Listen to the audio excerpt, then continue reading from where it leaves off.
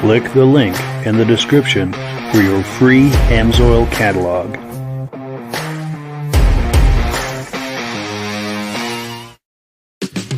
Before we get started, I'd like to give a quick shout out to some of our friends.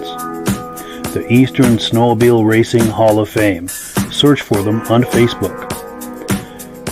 Central Minnesota Pond Racing. Search for them on Facebook. The historic Lancaster Motel for the ultimate Eastern trail riding adventure. Crane's Snowmobile Museum at 172 Main Street in Lancaster, New Hampshire. The Vintage Snowmobile Club of America Quarterly Magazine. The Bridge Street Garage Racing Team, the house racing team of the Vintage Snowmobile Podcast. The New Hampshire Snowmobile Museum at Bear Brook State Park in Allenstown, New Hampshire. And lastly, if you decide to advertise with the Vintage Snowmobile Podcast, this could be your advertising message. Good evening and welcome to the podcast. I'm really glad you're here. I have a robust lineup of vintage snowmobile entertainment on tap for you tonight, including a couple of live guests who we will bring on in just a moment. But before we get into all of that, I want to make sure that everything is working properly. So if you can see my face and hear my voice, I'm going to ask you to leave a comment. Let me know where you're viewing this from and whether you are a first-time viewer or a regular viewer. To our first-time viewers who are popping in for the first time to spend some time with us, I hope you have a good time and that you enjoy yourself and decide to join us here each and every Thursday night at 9 p.m. Eastern Time, wherever you're viewing this. We simulcast, by the way, to 8 places across Facebook and YouTube. So wherever you're viewing this right now, circle back in 1 week's time, and we'll be waiting for you. To our regular viewers who are here week after week and season after season, you are the ones who make this possible. We thank you so very, very much for that. So we don't have any comments yet, but I'm assuming that everything is working properly. Please let me know if we have good video and audio, and I'm going to bring our guests on. Turn the microphones on. And we have an audio issue here. Getting some feedback in my ear. But how are we doing tonight, gentlemen? Doing great, Mike. How are you? Doing well. Very well, Mike. Thank you. Hi, Ray. Hi, Mike. Hey, Dan. How are you? Very good. Thank you. Now, Dan, we don't see, we can hear you, but we can't see you. Can you see me now? No. Oh, okay. Hold on. Well, while you're getting that sorted out, I wanted to just say that our good friend who's on here every week, Rob Hilditch, he's under the weather tonight and couldn't make it, but we do have our dear friend Ray Lacasse joining us. He's going to hang out with us tonight. And also Dan Beauchamp is here, and he's going to be telling us some things as soon as we get this. We dropped him. And now he's back. All right, so we just need to get the video situation resolved. I have my technical assistant just close to me here, my son Zachary. So Sure. Hold on, I'm gonna hold it properly. I got my phone. Is that okay, or jeez, the angle? Now, while we're working on that, I'm going to take some comments. We've got some comments that have come in. Our good friend David from Alaska Railroad says it looks and sounds great. David is a regular viewer, and we thank him so much for being here. Also, someone on Facebook says loud and clear from Sudbury, Ontario. Outstanding. Also, David from Alaska Railroad says hello to Ray and Daniel. How's it going, bud? Cool deal. Yeah, David has become a regular viewer, and we love having him on. He's a regular viewer not only of the Vintage Snowmobile Podcast, but of the Muscle Car Podcast that we do on Wednesday nights as well. Very cool. So glad to hear that everything's working properly. But what I think we might do to give Dan a few minutes to get this straightened out is we're going to rearrange the order of things tonight. We're going to move ahead to item number 3 and take a look at a video. This will give Dan some time to get things sorted out over there. And this is some footage I took over the summer at the VSCA Snowmobile Show, the National Snowmobile Show in Old Forge, New York, back in June. It just takes me a moment here to get that queued up. And here it is. Let's take a look.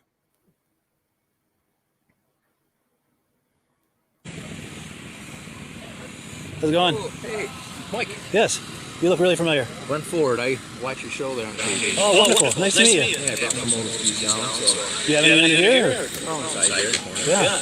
I'd like to catch up with you. Yeah, I'll be here all weekend. Wonderful. Let me give you this too, by the way. Okay, yeah. You said Ford. What was your first name again? Glenn. Glenn or Glenn? Glenn, like the Glenn. actor. All right. Yes. Cool deal. Let me get you on camera for a hello. This is one of our loyal viewers. How you doing? I really appreciate you viewing the podcast. Yeah, I watch That is cool. Yeah. All right, man. Nice meeting you, Glenn. Sweet. Very cool. How cool is it to run into viewers of the podcast? That is very, very cool. Very cool. We got some Yamahas here. This is what, from the 90s probably? Oh, here we go. Now this is Josh Leviker's sled. I was talking to him earlier. He had to run out, but he's coming back. But this is his sled. This is a gorgeous sled. Let's look at some details on this. This is a 73 340 EXT. And the restoration took 5 years. There's 300 of these. Suspension is a factory race skid and track. The engine is a Kawasaki RX 340 quad plug with factory gear reduction and pipes. Decals are from Intec Graphics. The paint was done by Brown's Metal Mods. The owner is Josh Leviker of Turin, New York. What a gorgeous sled this is. What a piece of art. And he says it runs and drives. And these are, I think this is his father-in-law's, I think he said.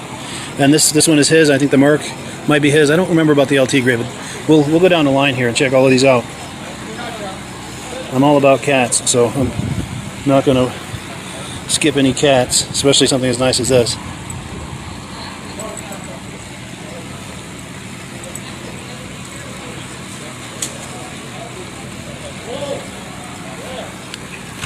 And in case you're just joining us, we're at the VSCA National Vintage Snowmobile Show in Old Forge, New York. If you're in the area, come on by. We just checked into the 19th Green Motel right in the main drag in Old Forge, and they still have some vacancy. We were very pleased with our room. We just checked in an hour or so ago. Talked to the owners, very nice people. Highly recommend them if you're coming to the area.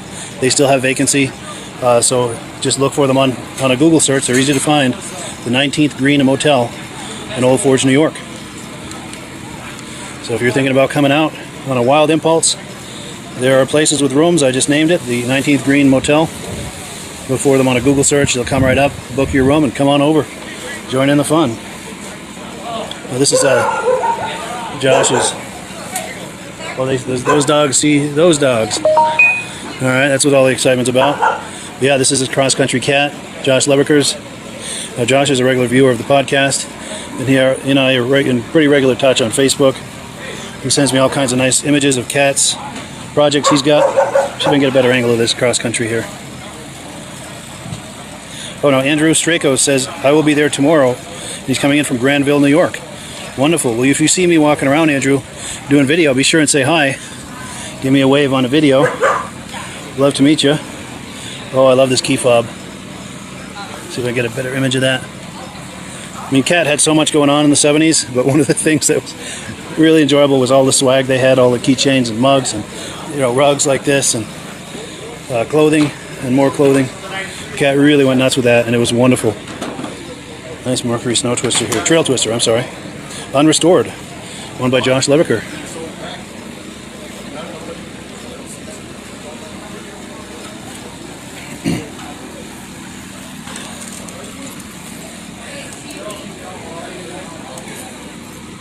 Now that's unrestored. That's amazing. Look at the buttery soft seat and the tank.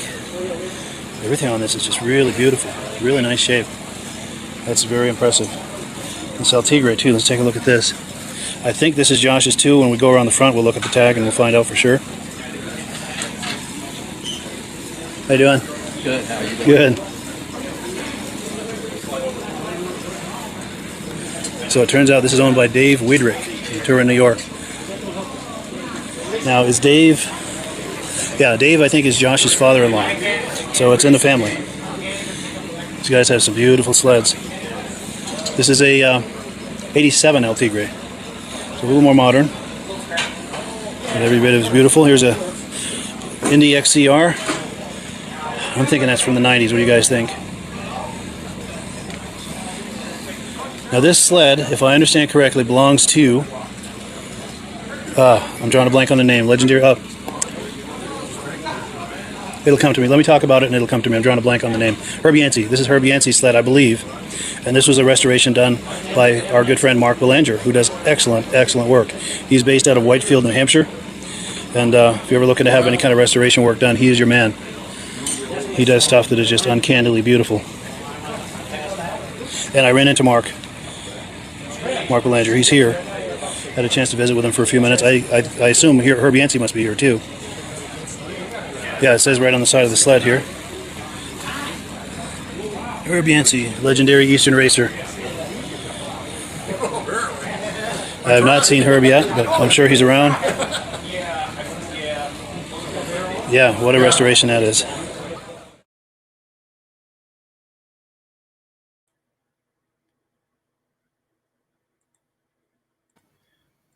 Yeah, so there you have it. I just want to get our shots lined back up. That was a good time out there at the Old Forge, New York. And Josh Leviker, by the way, was on the podcast when Ray and Daniel and I think he made it for a foursome when we were on last summer in August talking about some events. Yep. Yeah, I remember. Yeah, and I saw Herb Yancey at Old Forge. He was sitting on the snowmobile, and he had Ron Hall with him on the snowmobile. Yes, they were both there. Yeah, and they were former teammates. Yeah, That was Paintball back in the day. Yes, Team Abel. And that moto ski that we were looking at won the People's Choice at that event over that weekend. He got a trophy probably as tall as he was. Yeah. That's awesome. Yeah, for sure. Now, Dan, I think what we're going to do, we still can hear you but can't see you. But since you've got some images that you've shared with us, maybe we can continue with the program and just let the images do the talking and along with your voice. Will that work for you? It's perfect. But I mean, I have here on my phone, it says that my camera is on, and in the box it says you're on the show. Everyone can see and hear you. So I'm unaware of what's happening. Yeah, I'm not sure what's going on. It's been that kind of day, I think, with technology. Not to worry. Murphy is our co-pilot, I think. Not to worry. All is good. I'll pop that first image on the screen. Okay. And if you want to just start the presentation and talk this up. Yeah. So tonight, I'd like to share with you, Mike and Ray and all the viewers and experience my good buddy Eric Foss and I had on November 4th of this year. Eric and I went to visit in Quebec City a racing legend, Gaston Ferland, or in French, Gaston Ferland. For those who are unaware or don't know who Gaston was, again, Gaston was a phenomenal snowmobile racer back, I could say from 1963 right up to 2012. So that means that Gaston raced snowmobiles for 49 years, nearly 50 years, which is absolutely phenomenal. He was part of the Ski-Doo Can-Am race team. He was with Ski-Doo from 1963 to 1973. And in 1973, he was part of the Can-Am race team that was composed of himself, Gaston Ferland, Yvan Duhamel, and Mike Trapp. After parting ways with Ski-Doo in 1973, Gaston raced Polaris snowmobiles right up until the age of 71 years old, up until the year 2012.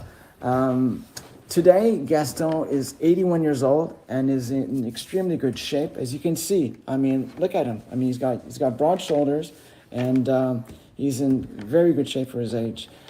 He still rides a Ski-Doo, a Ski-Doo snowmobile in the winter, and has a Harley Davidson that he rides in the summer. He is also Sabrina Blanchette's grandfather, another phenomenal racer who races not only snowmobiles in the winter, but also dirt track in the summer. So just to backtrack a little bit, Eric, at the beginning of October of this year, texted me and sent me a picture of Gaston with a suit on and said, I'd love to be able to acquire Gaston Ferland's 1970 Ski-Doo racing snowmobile suit. So he asked at the same time, would you by any chance know Gaston or have any contact information? And I said, well, yeah, sure. Gaston came to our show in 2014, along with Lucien Lamoureux, another Ski-Doo racer back in the day. That same day, Mike Trapp and Yvan Duhamel were at the show, but unfortunately, both Gaston and Lucien arrived around 3 o'clock in the afternoon when most of the guys were packing up and leaving for the day. But anyway, I've spoken to him over the years. I invited him to our show, but unfortunately he said, look, I can't make it on account that Sabrina, his granddaughter, races dirt kart in the summertime, and I follow her races. And if I don't follow her races, I drive a bus for the city of Quebec part-time. So he drives, again, at the age of 81 years old, he's driving a city bus, and he drives the bus from the beginning of summer right up until the end of October. So I gave Gaston a call, and I told him that one of my good friends was interested in maybe acquiring one of his snowmobile suits. And he says, I'm not sure which one, but I think the one you're talking about is at my son's place. And so let me just contact my son, phone me back in about a week, and I'll see what's up. So I gave him a call a week afterwards, and he said, I think the one that you're talking about is the one that's at my son's place. He brought it back. And I have other stuff that you might be interested in, because honestly, I don't know what to do with it. My kids don't want the stuff. And so, yeah, I'd be interested in parting with it. So I gave Eric a call and told him that Gaston was interested. And while I spoke to Gaston, we agreed on going to his place on November 4th. So Eric comes to my place November 3rd, the Thursday, and we drive up to Quebec City the following day. We arrive at Gaston's place, and we're greeted by his girlfriend, a lovely person. And she tells us, she says, well, look, Gaston is not here right now. He went to run a few errands, and he'll be back in about 5 minutes. And just before arriving at Gaston's place, I told Eric, I said, from speaking with other people and speaking over the phone with Gaston, I know he's a very serious, very reserved type of person. And so, I'm not, I'm not too sure how it's going to go because he doesn't speak English apparently either. I mean, people had told me that he didn't speak English. So 5 minutes after when we arrive, Gaston comes over and we receive a warm welcome, both of us. And it was as if we had known Gaston for years. He comes up, shakes our hands and pats us on the back and so on. And then he starts speaking to Eric in English. I mean, he did his best and it was good. And so whomever said, he was a serious and reserved person and that he didn't speak English, well, I don't think that they knew what they were talking about. I mean, his English wasn't perfect because you have to understand that Gaston is from a region of Quebec where it's predominantly French, and he didn't have an opportunity to speak French when he was younger. But anyway, so he shows us some of his buildings where he has stuff in them. He showed us a couple of suits. He showed us one of his capes that I acquired. That there, Mike and Ray, is 1973 Ski-Doo leather suit. And he told us that initially the stripes on the suit were yellow, but when he left Ski-Doo and raced for Polaris in 1974, they told him to take off, they took off the yellow stripes and they replaced them with white stripes and took off the Ski-Doo logos. So that was his leather suit in 1973. So he showed us other stuff. We went into his garage, and he showed us other suits that. But that there is 19. Well, from 1970 to 1973, not only was he racing snowmobiles for Ski-Doo, but he was also testing Can-Am motorbikes or bikes, motorcycles, before they came into production. So those were his leathers, and that was his jersey that he tested the snowmobile, the motocross bikes with. And he tested them with another tester that, his name was Jeff Smith, who was the two-time world champion motocross racer, as well as a 6-time European motocross racer. And so you can move on and show other images of that's the cape that I purchased from from Gaston. And then Eric bought other stuff from Gaston. That's his 1973 suit when he was on the Can-Am Ski-Doo International team with Mike Trapp and Yvon Duhamel. And so that suit, that's one of his jackets. But the suit in question, the picture before, actually is the suit that Eric wanted, but it turned out to be a 1973 suit and not a 1970. The picture they had was not a 1970 suit. It was a suit that some company fabricated for a promotional thing that happened in Valcourt. So that is the actual 1973 suit. So the only other persons that have that suit are Sophia Duhamel, Yvon Duhamel's widow, and Mike Trapp.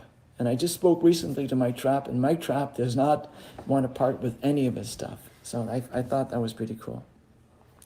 So we purchased some of his suits, and then afterwards, Gaston invited us inside his house and showed us his trophies, and that's one of the trophies.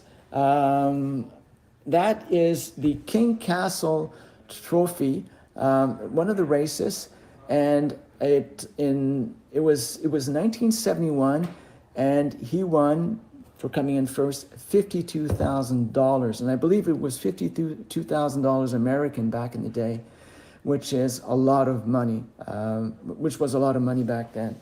And then he showed us also a picture of him. That's a picture of him.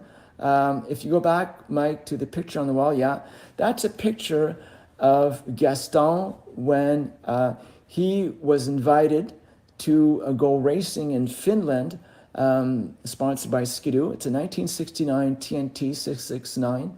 And so it was a cross-country race. And when he went to the registration desk, they had signed him in as a juvenile. And he said, look, he says, I'm not a juvenile racer. I'm a professional racer. I've been racing professionally for 6 years. So he started off in 63 to 69 and said, you know, it doesn't make any sense you put me down as a junior or a juvenile. So he said, you know, he says, I'm a professional. I mean, but they insisted. They said, look, you're a junior or juvenile. And so he said, okay. And then that doesn't bother me. So long as I race, I'm happy. And so when he took the lead, he never looked back and he won the race. And I don't know if you have it, Mike, but he won a knife for that race. And those two gloves up there are the gloves that he was wearing when he raced that snowmobile in 69 in Finland, which is pretty awesome. He kept that. And I think I sent you a picture with a knife on it, and that was the trophy that he won for that race. I don't know if you have it in your collection of pictures. I don't see it. Okay, that's okay. And so, But I do have a couple of more suits if you want to go through those before we move forward. I could, yeah, sure. Sure. So that was one of the earlier suits. I believe it was a 1971. It was the top of the suit, and Eric purchased that day. There's an interesting one. It's got, Eric shows the back of it. That is just a sweater. It says TNT on it. It was a sweater that he acquired back in the day, and he kept. Eric purchased that. That's an interesting one. Although it's in French, it says, hold on a second, World Series, World Snowmobile Series, 1972, Malone, New York. So I thought that was pretty cool. And then I believe you might have other pictures. There's one, I think, those are just paper clippings that he had on his wall. If to the left is his 1973 suit. To the left-hand side, more to the right, the second picture, that is, I believe, a 1971 yellow suit when he was racing. Yeah, there's pictures of him, and they mentioned Mike Trapp's name. You have to understand that he was one of the top racers back in the early 70s. He won quite a few races from 1970 to 1973.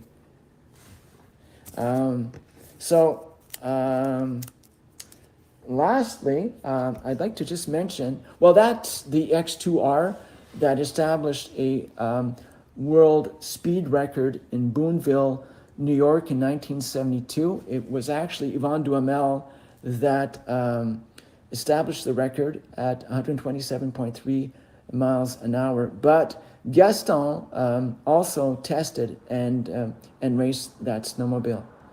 And then you have also the Double Eagles that's Yvon Duhamel, but Gaston also had a similar snowmobile like that and tried to establish the speed record. Yvon and Gaston never established a speed record on that snowmobile, but Dwayne Eck in 1969 did establish a speed record with that, well, with one similar snowmobile like that, I believe at 95.33 miles an hour. And then lastly, you have the Inferno. The Inferno was, well, back in the day, like the Boss Cats and the Big Owls and those snowmobiles. And they also had, Skidoo also had the X4R. They tried to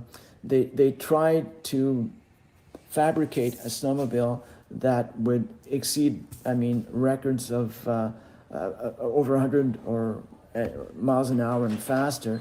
But that snowmobile never raced on account that they had track issues. It was powered by two Rotax 797 engines. They were triples, and the odd thing about that snowmobile, and contrary to most snowmobiles, the engines on ordinary snowmobiles would be linked to the axle in front, the front axle, whereas the Inferno had one engine that was linked to the front axle and one engine that was linked to the back engine. And so what happened was there was too much force on the track, and at 100 miles an hour plus, the track would just disintegrate or would rip apart. And so Gaston had mentioned that day that when they were testing, they had lifted the Inferno off the ground, and they exceeded 100 miles an hour off the ground, and it just went flying. And they had put up these wooden pallets so that it would receive the track when it would fly off. And he said once the track flew off and hit those pallets, it looked like a pile of kindling or matches. He said it was so strong that it disintegrated the pallets. So anyway, that is the Inferno. If you give me 2 minutes, I'll just mention quite quickly how our show went in August. The attendance was up, but again, the COVID restrictions prevented us from being able to attract more American visitors. We had the issues with the Arrive Canada application where they had to go online and so on and so forth. But since then, the Canadian government has done away with the Arrive Canada app. And so if you want to cross the border now, all you need to produce or present is your passport. And the show was great. Attendance was up. Snowmobiles were up. We had, I think it was 175 snowmobiles, beautiful snowmobiles. The Warnings brought the two 1976 ski rules that were raced by both Jacques and Gilles Villeneuve back in the day, the IFS ski rule snow pros. And I don't know if you have a picture. I think I sent you a picture of them initially, Mike, but one of them has a windshield on it, and people thought, well, that doesn't belong there. And so the story is that Gilles, when he raced, would take the windshield off, but when he was practicing, testing his machine, he always had the windshield on his machines. So anyway, a small anecdote. Yeah, I don't think I have those images.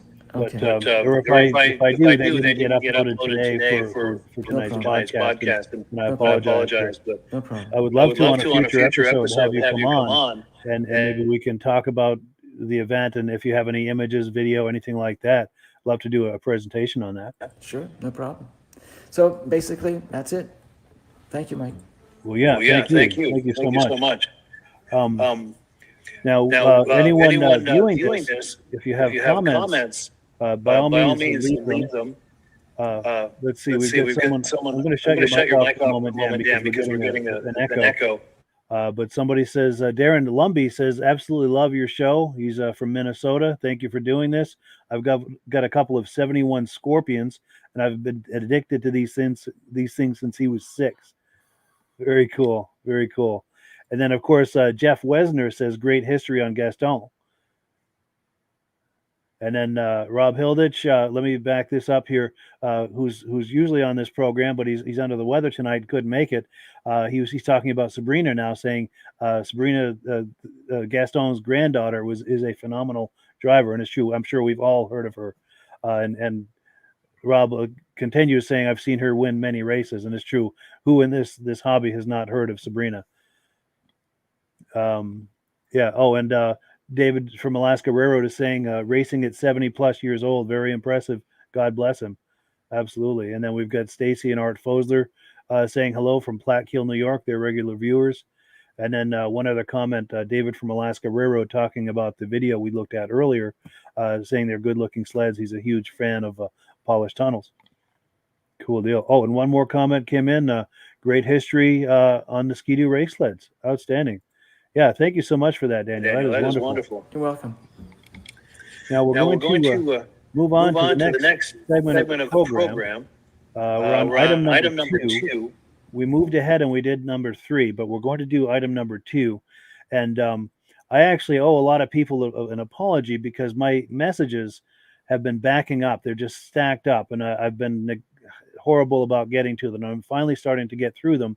So I wanted to share some of these messages that have come up. People have been sending me images and comments, things like that. This, I think, should give us all a chuckle. This is anti-theft method. This is from Rich Mizielzak. I'm sorry if I'm butchering that. I can't do it. Mizielzak. Maybe that was it. But that is a hilarious image. I think it's like a mid-70s cat up on a tree. I don't know how that happened. But if you know any kind of a backstory on that, Rich, we would love to hear you as how that came to be up in a tree like that. And then Todd Austin shared some really nice images with us.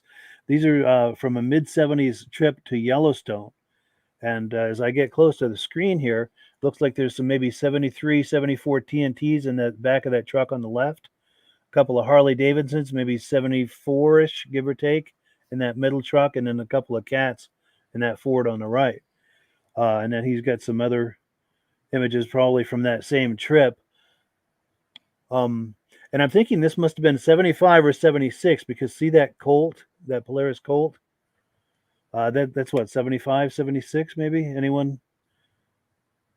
Looks Ray, like you're- a 75. Okay, so it had to Yep. have been at least 75. And then there's one of those Harley Davidsons and those TNTs, also from the same trip to Yellowstone. It looks like they're horsing around. There must have been a sled on the left there in the exhaust, and maybe a track was spinning or something. That's awesome. Yeah, could love those old suits. Yeah. And then some more, just another angle and some early 70s. There's an early 70s Polaris there on the left. And one more from Todd. Very cool. And then I apologize, Dan, I've got your mic off, but I'm going to turn it back on. Did you have any comments of what we've been looking at here? Those two, well, you know that I'm a Skidoo guy, so those two TNTs were either 74s or 75s because the 73 was the 73 were the silver bullets, by the way. Sure. Yeah, my dad had a 73 silver bullet. What size engine, Ray? It was a 340. That was the good one. Yeah. Yep. The Yeah, those were 440 nice. had small issues. Yeah. And there's the TNTs right there. Yeah, that's a 440. Very cool. And then we've also got from Jim Anderson. He's got a couple of these sleds for sale, a couple of Ski Whizzes. He's looking to get $2,500 each. He'd prefer to sell them as a pair. He also has a long version Massey Ferguson Snow Cruiser and an enclosed flow trailer. These all of these items are near Newburgh, New York, and he's got an email address there at the top of the screen. And we've got another angle of these sleds. They look like they're in really nice shape. But if you're curious about that, just send him an email. The email address, I'll read it, is andersonvideo@hotmail.com. Just send him an email, maybe put a Ski Whiz in the subject line so he knows what it's about. And he'll get back to you with answers to your questions about it, tell you about anything you'd like to know about those sleds. And we've got another comment that's come in. Oh, yes, Rob Hilditch, our regular guy, says he likes the old suit. Cool deal. So we are on item number 4. This is, let me remove that comment from the screen here. There we go. Item number 4. This is a gentleman who lives not too far from me, maybe about 20 minutes from me, Ray Parenteau in Derby, Vermont. He has an absolutely enviable Rupp collection. As you'll see, they're beautiful. And Ray has seen these in person and also on the podcast in previous episodes. Let's take another look at some of his collection here. He's got a 75 Free Air. Let's take a look at that.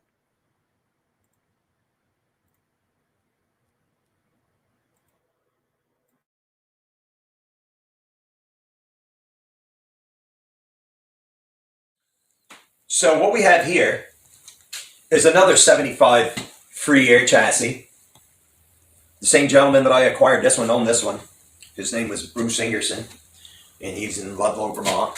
And anyway, he showed me this guy, but he bought this one. Somebody had put this thing together, and I cleaned it up and I got it looking good, and I fixed a few of the items that I wanted correct. But what's cool about this thing is it's a conversion to a liquid. And what he had done, they put a Zenoa liquid engine in it. This would be the conversion, proper gas tank exchange versus this one here, which is that little one, this 5-gallon gas tank. So they put that in. But also, this thing runs great. What they had done, they put a cooler, okay, because on a 76 liquid, the radiator would have been here in front. So how do you cool the thing? Well, underneath the seat, there's coolers that run the whole length of this tunnel. So the coolant lines run up through here and down around and loop around. So the coolers underneath the tunnel are there. I can't show you the way this sled is, but they converted it to a rubber track, not a cleated track, to a rubber track conversion. So it's got the same suspension underneath it as the 76 Nitro would have had. And when they put it together, it looks to me like all new old stock. The skid looks new to me. The track underneath it has still got the rubber... the embossed logo and stuff? Yeah, and the little nipples that hang off from it. Wow. Like from a fairly new track. When it was molded, yeah. So I got the thing. I did put this is a seat cover that I had gotten, came from Atwood's. They're in Vermont. All you got to do is Google that up, Atwood's snowmobile parts. They did a really nice job. It's very close. The pleats are fairly close and pretty reasonable. But when I got this seat cover, I had asked him, can you do the side pad? He said, I don't have a pattern for that. I'm not saying he couldn't do it, but I'm assuming that if he wanted to make one, he'd have to, obviously they'd have to cut the foam out. I have no idea if they could ever do that embossed. Yeah, like that. That would I be don't hard. know how they could do that. So actually, on the others, on 3 or 4 of those guys over there, I know they do more than just Rupp's. He does. If you go on his site, you can see a lot of his stuff they do, and they do an excellent job. So that's where this seat cover came from. So anyway, I went ahead and I cleaned the carburetors, got it running. He had some aftermarket gauges on the thing, and I put Rupp gauges on it. And then I took the skis down, and they're not re-chromed. I took them down to performance powder coating, and I had them powder coated an aluminum color there so they would match. And this hood that is on this guy is the hood that actually came on this sled here. Oh, really? Yeah. This hood was on this sled, but I wanted this one to be over the top, and the hood that came on this guy was, no disrespect to whoever painted it, but it was hideous, and it had all the gel coat cracks everywhere. Wow. And it had flames painted on it, and it was kind of the wrong color red. So this is the conversion I did here. So I ended up with this here. This will make a nice trail sled. I haven't tried it out yet. I acquired it at the end of winter. I got it running, and like I said, I went through the thing, and I'm looking forward to giving it a whirl. And some of these things I have, in my mind, I'm like, I don't know. Somebody comes along, wants to own it, they might own it, but right now I just like looking at them. Yeah. So They're easy on the eyes, that's for sure. I want to get a shot of those gauges you were talking about. Cool. Yeah, but continue. You were saying?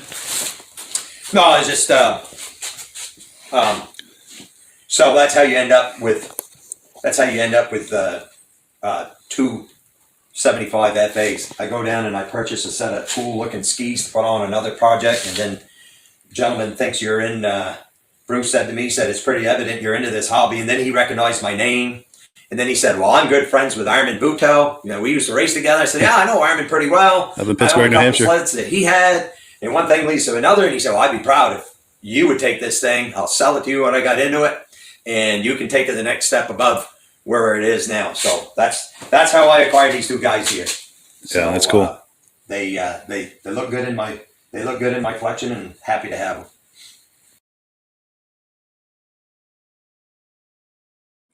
And we're back.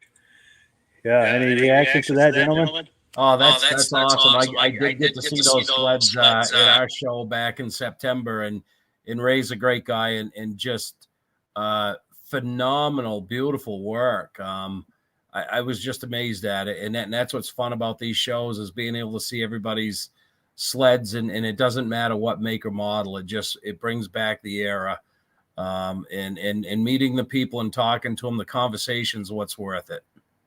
Yeah, for sure. And he also mentioned a mutual friend of ours, of the three of ours, Armin Buto. Yeah, Armin's a great guy. Armin's helped me a lot. He's still helping me a lot with our vintage shows and vintage rides.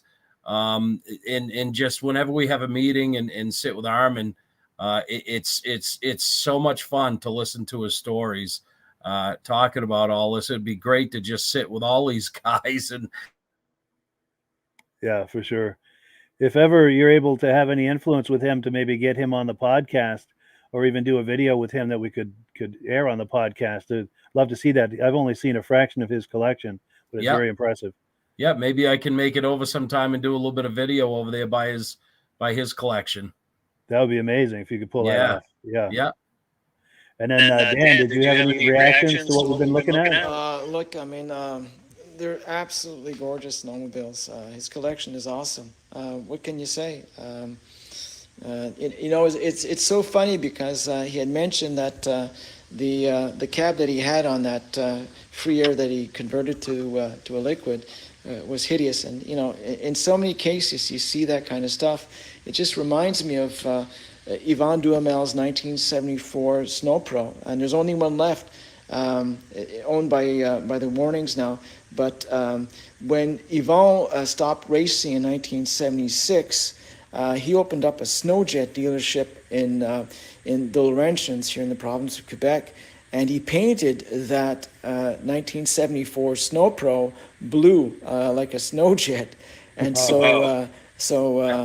I mean, years later, I think it was 1995 or somewhere around there, they asked him to come to a vintage show in Valcourt, and they had to repaint that snowmobile because it looked hideous. I mean, anyway, yeah. It's funny, time changes things in a way, because maybe, into the 80s and so forth, people weren't thinking at that point probably that these are going to be collectible, sought after sleds.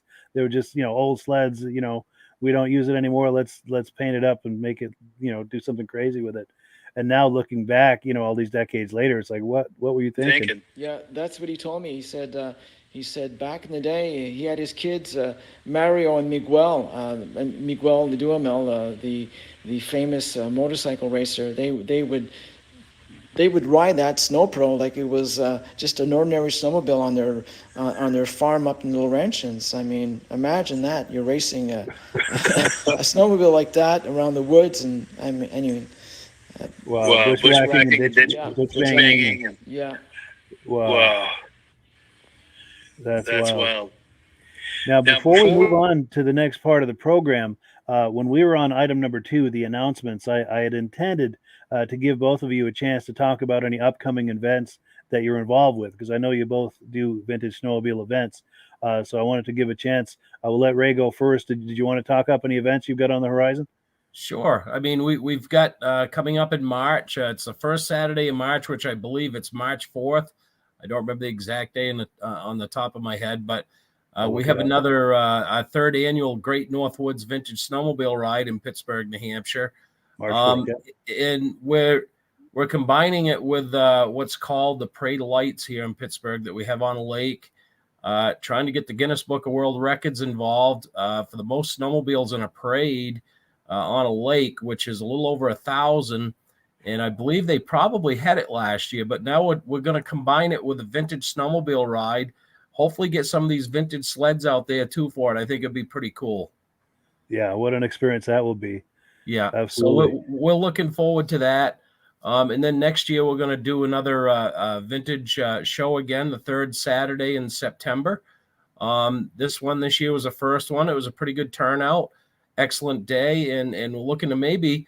I'd like to talk with Dan at some point about it and see if we could get some of the people from Canada down to this, where we're so close to the border.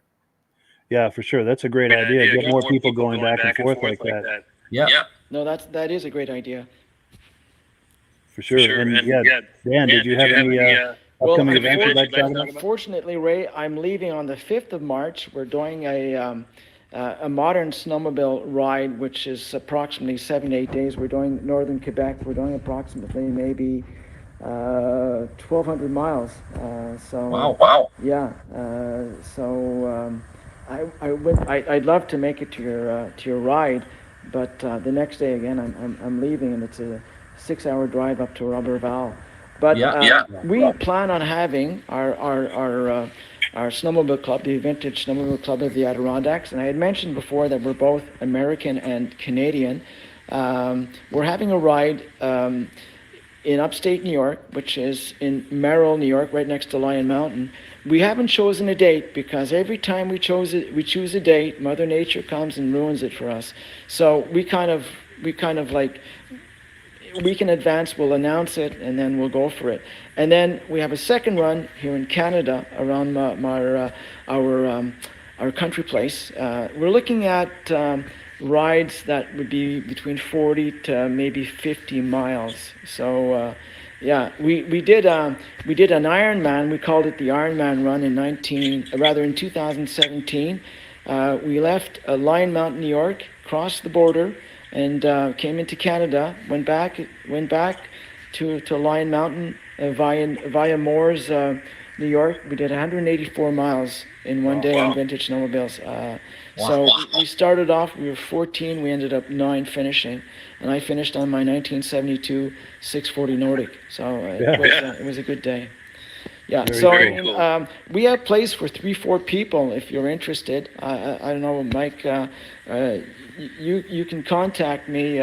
My email address is powerscortriver@gmail.com. And so, I mean, if people want to join us, we have room for 3 or 4 people. So.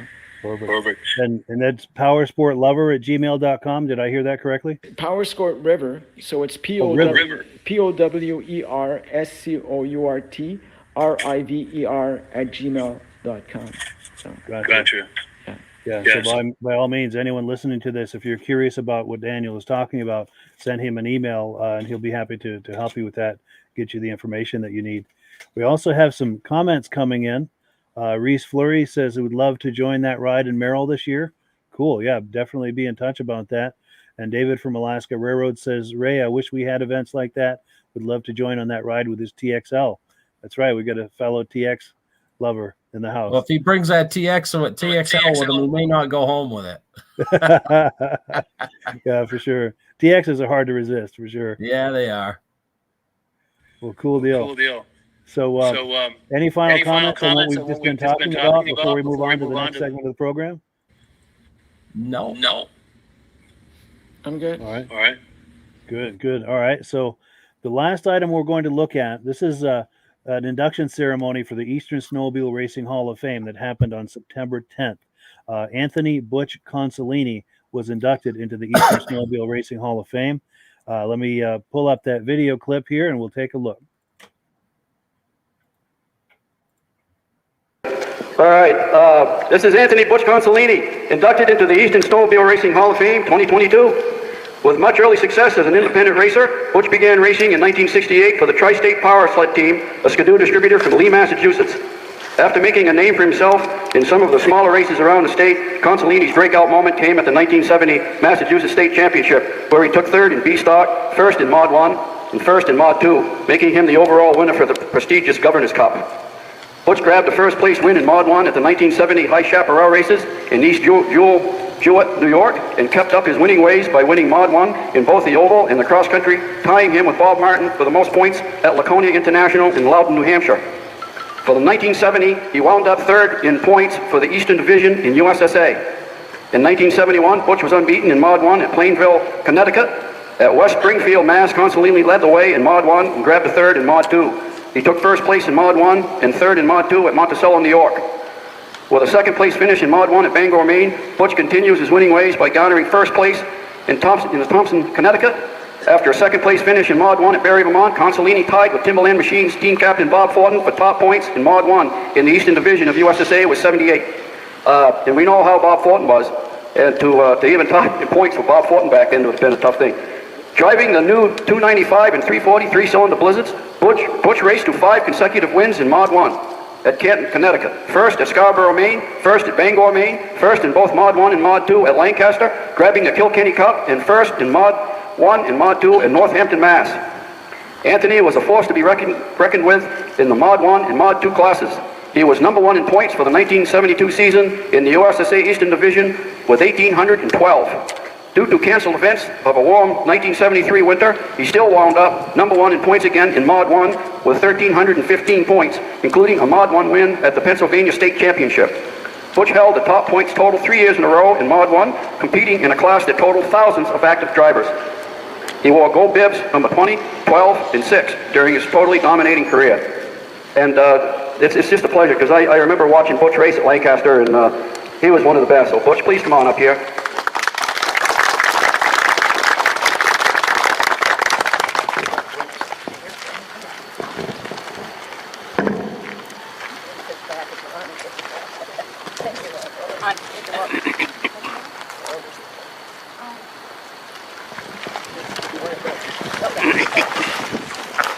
First, I want to thank everybody for coming. Second, for the committee that has even considered inducting me into this Hall of Fame, which to me is fantastic. To Mr. Crane for building a setup that I can't even believe that you could do it. It's fantastic. Other than that, there are a lot of people that without them, I would have never gotten to where I was or am today. I first bought my first secondhand Ski-Doo from a moto ski dealer in our town named Dwight Ford. Unbeknown to me, he was a boat racer on the Hudson River. Him and I got quite a bond, and when he found out I wanted to try racing, I could not have had a better person to lean on. I ran a couple of times, worked on my sled. There's an inductee here that has worked on my sled, Ronnie Ouimet, him and Bobby Herman. They did some work for me in the earlier days when I was first getting started. Without them, it wouldn't have happened. I went to a couple of races, was very fortunate to do very good, and Mr. Fred LeGrant asked me if I was interested in putting my sled on their tractor trailer. Just about knocked me over. That wasn't even a question that needed to be asked. After that, I worked with them and drove for them. I still took care of my own sled, but Mr. LeGrant had quite an operation at Tri-State Power Sled, the distributor for Bombardier, and he was like family. Him and his wife were like family to myself, my wife, and my family. We traveled around and went to a lot of different places. And I'll tell you, I don't even remember half of these things that they just said. It's been so long ago. But it was great to be inducted, and I really appreciate it. And the only other thing I want to do is thank my family that came today. I was surprised. I didn't know that they were all going to be here. And also, to the person who put up with all of this, my wife, who she is sitting over here in the shade because she can't be out in the sun. But to them, I owe an awful lot. And I want to thank everybody for everything. Thank you again. Thank you, Butch. And if you look at the photo on his plaque, I think he could have been a double for Frankie Avalon. Pretty handsome little Italian right there.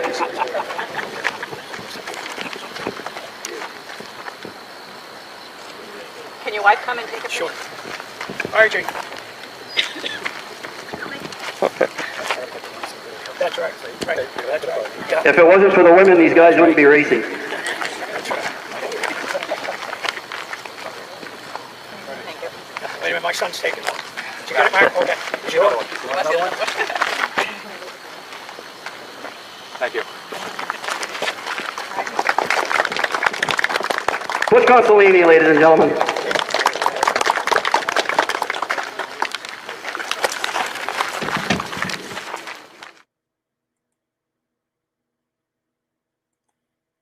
Yes, so there you have it. Butch Consolini inducted into the Eastern Snowmobile Racing Hall of Fame this past September. And it's true. He was right. His family surprised him and showed up. There must have been 8 or 10 of them.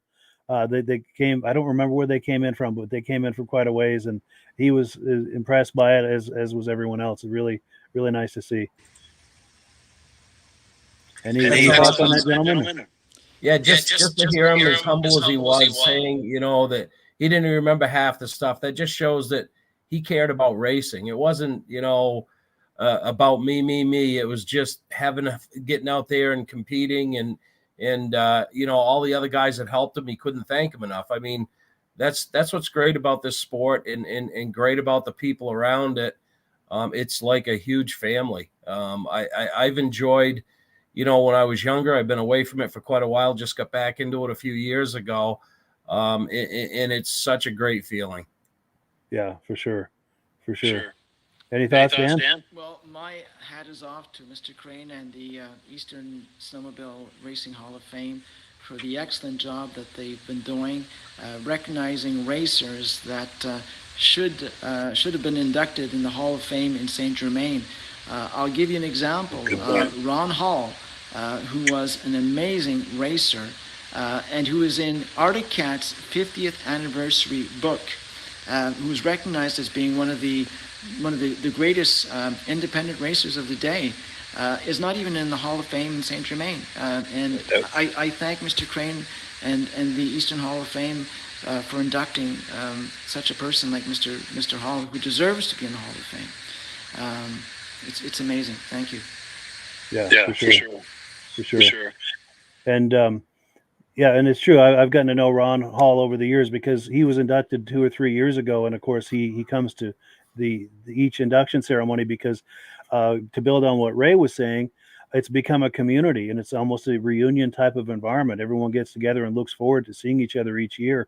It's just a wonderful way to see these people that, I was just a kid in those days, but these were people who were racing 50 years ago, and to still have contact with them and socialize with them. And I tell you, there are a lot of smiles and a lot of laughing going on, and a lot of stories being swapped and tall tales too, I'm sure.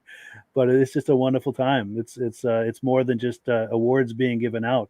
It's a community now. It's a wonderful experience.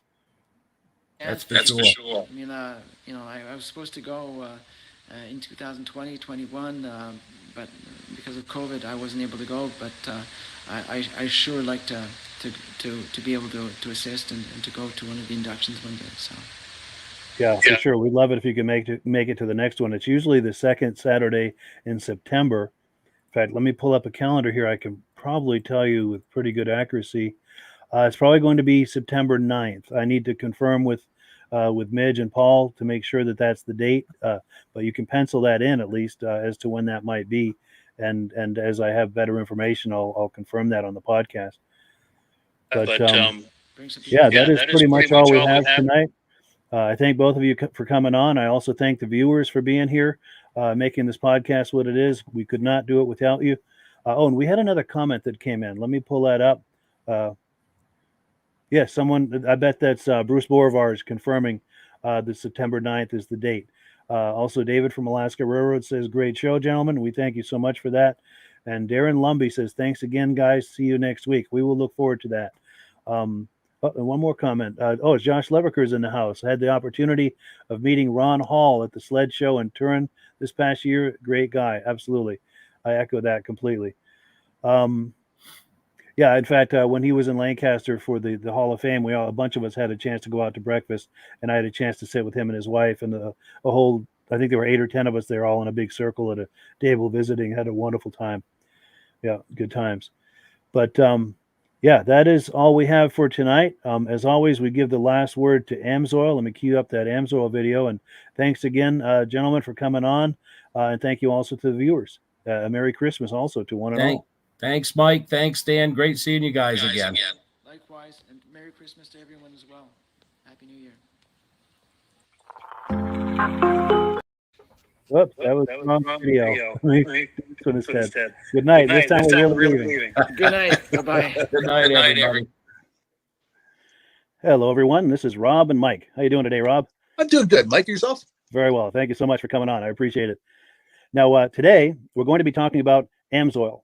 And in a few moments, we're going to show you how you can get the deepest discounts, free shipping, and free gifts when you order your AMSOIL products through us. But first, I'm going to ask Rob to give you a quick description of what AMSOIL is and why you should consider using AMSOIL products in your motorized vehicles. Thanks, Mike. AMSOIL is 100% synthetic oil.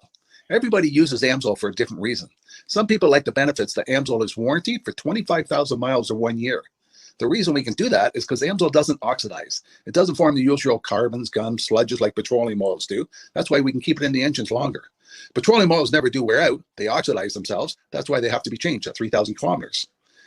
And AMSOIL likes the benefit that you only have to change the oil once a year. That saves some money. Some of the people like the benefit of AMSOIL is it's a slipperier type lube.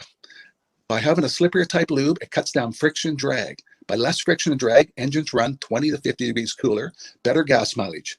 Now, AMSOIL says 25% more protection than the industry requires is in the AMSOIL bottles. My average customer gets about 10% increase in gas mileage. That's a big savings. Yeah. And by cutting down friction and drag, for every 10 degrees you cut down the friction and drag, doubles the life of the engine. So by having the engine run cooler, it makes it last longer. Some people like the benefit of the range of the AMSOIL. AMSOIL's flash point is 425 degrees, and it pours at 50 below zero. Wow. If you ever tried petroleum oil when it's 10 below, it turns to honey. And in the summertime, petroleum oil thins out. And once it thins out, that's when it starts breaking down. So AMSOIL's an all-season oil, can give you better gas mileage, longer engine life, less maintenance. It ends up being cheaper over a year's time running AMSOIL than it is petroleum oils. That's amazing. That's amazing. And AMSOIL is available for pretty much any motorized vehicle, anything from lawn equipment, cars, trucks, boats, ATVs, motorcycles, snowmobiles. Yep. And a lot of people phone me up and say, well, what's the benefit of our gear loop? Exactly what I told you about the engine oil. It pours in cold weather, it runs cooler, makes the equipment last longer. And they say, well, what's the benefit of the small engine? Same thing. Makes the engine run cooler, last longer, better performance. So it saves on all the applications that AMSOIL has available. Wonderful, wonderful. So yeah, let's talk now. Hopefully this has convinced people to think about maybe joining us in the AMSOIL experience. Let's talk about some of the discounts and free shipping and how that all happens. I'm going to pop a graphic on the screen. And yeah, by all means, if you want to talk people through how this preferred customer program works. AMSOIL has a number of different programs. One of our main ones is a catalog customer, where somebody can order directly out of our catalog. If they order out of the catalog, they order $100 worth, AMSOIL will ship it right to their house. But our best program is our preferred customer. For only $10 for 6 months, you become a preferred customer, you save 25% on all the product. You order $100 worth, they're going to give you free shipping. You don't have to order a whole case. You can mix and match. Say you want 4 bottles of small engine, 7 bottles of 5W30, and a couple of gear loops. You can mix and match. You can order 1 bottle at a time if you want. There's no minimums, no maximums. By being a preferred customer, you save over 25% on all the products you're going to buy. AMSOIL sends you extra gifts, a $5 gift certificate on your birthday, $5 when you renew your account, and stuff like that. So it's a good way to save on some of the products you want to buy. For sure. Yeah, it's an incredible value. And this is the deepest level of discount that anyone can get when ordering AMSOIL. Is that correct? It is. Wonderful. So let's take people through the step-by-step experience of placing an AMSOIL order. Then that would include signing up for the preferred customer preferred customer program, so they can receive those deepest levels of discount. So let's go to the website. This is what the website's going to look like. These are some screenshots. Once you go to AMSOIL.com, there's a link in the description, or you can just type that into a browser, AMSOIL.com. This is the page you land on. At the upper corner of the page there, you see how I've circled in red. That is the link to click, the Join Now link. That will take you to the Preferred Customer Program page, where you can take advantage of all of these discounts and free shipping and everything that we've just been talking about. This is what that page looks like. In the lower right, you're going to click Join Now. This will pop up. You select the duration you'd like, whether it's 6 months or 12 months, and click Add to Cart. Now, once this pop-up goes away, you'll be back on the main page. And the upper left, you'll see where I've got that red arrow. It says Shop. Now you can start shopping for products, and on your very first order, you're going to get these discounts and the free shipping as long as it's over $100. You'll get all of these benefits right away. So once you click Shop, it's going to take you to the product page. There's different types of oils, lubricants, so on and so forth. For the benefit of this exercise we're doing now, I'm just going to click motor oil. It shows different types of motor oil. Let's click gasoline. Now this takes us to an item. It's their synthetic motor oil. And you can see the item there, and there's choices for different viscosities. But take a look at the price. Let's take a closer look. Let's zoom in. But if you've joined the preferred customer program first, you're going to automatically get the deepest levels of discount. That's what we're looking at here. You're saving $3.80 on that quart of oil. Instead of paying $16.29, you're now paying $12.49 for that quart of oil. That is the deepest level of discount you can possibly get. And then you just add the quantity that you'd like. You select any other items that you're thinking about, add them to the cart. And once you click Add to Cart for the final time, you're going to see this come up at the top of the screen. It's going to show your items and the total that you're at so far. Pardon me. And then you just click View Cart in the upper right, and that'll take you to your cart. Take a close look here at the upper right. That blue box shows that you're getting free shipping. You're eligible for free shipping on this order because it's over $100. That little yellow box shows that you've got the preferred customer membership on your order that gives you the deepest levels of discounts for the next 6 to 12 months. And then below that, you've got the items that have been selected. For the exercise here, I selected 9 quarts of the Signature Series, but that brings us up over $100 for the free shipping. We're saving $34.20. And if you're ready to finish, you click Checkout Now, and that takes you to this screen here. If you haven't signed up with an AMSOIL account at this point, just click in the lower right to create a new account. It's going to ask you for some basic information, name and those types of things. Now let's take a closer look. You'll see this gray shaded box. This is a very important box. This is going to ask you if someone has referred you to AMSOIL. And if so, please enter my name. My name is Mike Lapierre. It's spelled right there on the screen for the correct spelling. And also the referral number, 304-555-94. That's how you make sure that Rob and I get credit for this. Now, in the interest of full disclosure, I have signed up for AMSOIL under Rob. So when you order using this referral number, Rob and I both benefit. So if you enjoy these podcasts that we're doing, this is a wonderful way to support the podcast, because when you order using this referral number, Rob and I both benefit. And the commissions I make go directly toward offsetting the cost of doing these podcasts. So I thank you in advance for that, for using my referral number. I very much appreciate it. And once you've done that, you just go into the next screen to enter your payment information, and you're done. Now, once you've placed your order that's over $100, and that order includes your AMSOIL Preferred Customer Program, you are now eligible to get a free DVD from myself. Now, this is going to be either a muscle car DVD or a vintage snowmobile DVD.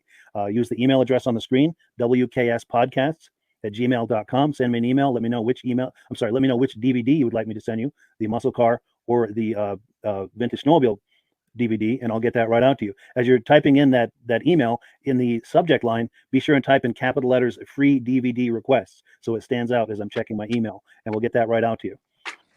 So I guess the last thing, Rob, that we wanted to talk about is if someone is considering AMSOIL as a business opportunity. Yes. If anybody has a retail or a commercial account and they would like to buy directly from AMSOIL, just send Mike a line. He'll show you how to set up, and you can buy directly from AMSOIL. But if you are interested in starting your own part-time business, a part-time business that can grow into a full-time income, Mike and I will show you the AMSOIL marketing plan. AMSOIL has a large selection of products that cover almost every application. So it doesn't matter if you're into snowmobile, boating, or ATVing, or hot rods. We have an oil for every application. It's a fun type business that's I really enjoy doing. Where else can I go and have fun and make money doing it? And Mike and I are here to help you all the way along. If you need any help on how to promote or to find new accounts, we're here to help you. For sure. So when you sign up under that number, this 304-555-94, you're getting Rob and I as a team. Now, Rob has been doing AMSOIL for 40 years. Can you believe that? 40 years. So he knows every aspect of this business, and he knows all of the ins and outs of the products. So he'll be able to help you with any kind of product questions or any kind of questions to show you the different business models that you can do with AMSOIL. And then the other thing that you get when you sign up under me is I've got a strong background in social media. So if you need some coaching on how to generate AMSOIL leads using Facebook and YouTube, I'm happy to coach you with that when you sign up under Rob and I. You get both of us as a team to help you, to coach you, to support you, whatever you need to get you off and running with this business and having fun with it. Like Rob said, it's an enormous amount of fun. If you're like Rob and I and you enjoy going to any kind of boat shows, car shows, motorcycle shows, snowmobile shows, anything with a motor, you like going to those shows, those events, those races, this is a great way to turn that into a income opportunity for you. Yes. And just by wearing my AMSOIL hat at one of these events, people come up and ask me about AMSOIL. People don't know where to buy it, and I'm there to help them, show them where they can buy the products. Perfect. Well, cool. Well, this is great. Any final thoughts, Rob, before we wrap it up? AMSOIL is a fun business. AMSOIL has been around since 1968. It was the first synthetic oil to be AI approved. Wow. Yeah. That's amazing. And that's very early in the game too, isn't it? Yes. For sure. Well, good. Well, thank you so much, everyone, for viewing. Hopefully, we've gotten you excited as we are about the AMSOIL products. We'd love it if you could join us either as someone who uses the AMSOIL products or to join the AMSOIL team as a business opportunity. And we thank you so much for viewing. Have a great day. You have a good day.